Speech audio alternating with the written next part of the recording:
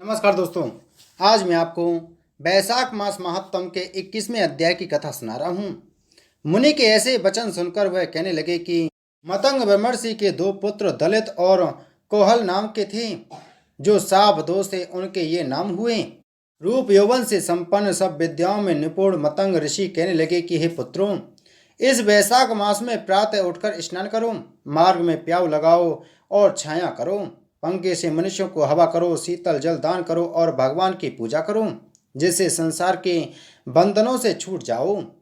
पिता के वचनों को सुनकर मुझे दंतिल को अति क्रोध आया और कोहल मंदोदमत हो गया।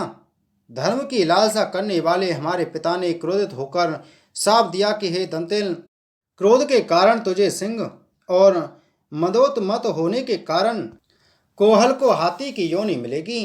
धर्म से विमुख पुत्र और कटु वचन वाली स्त्री तथा पापी को शीघ्र त्याग देना चाहिए, क्योंकि जो कोई लोभवश होकर इनको नहीं त्यागता वह 14 मनवंतर तक नरक भोगता है।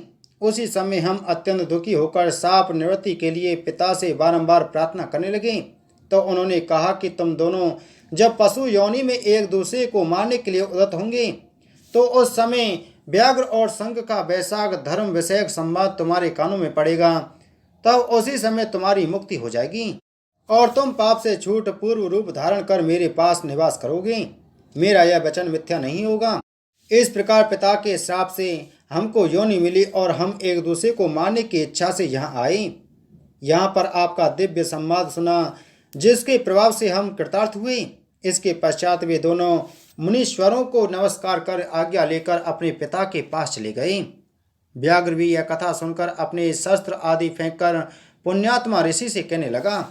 वैशाख मास महात्म 21वां अध्याय संपूर्ण। बोलो वैशाख मास महात्म की जय। बोलो विष्णु भगवान की जय।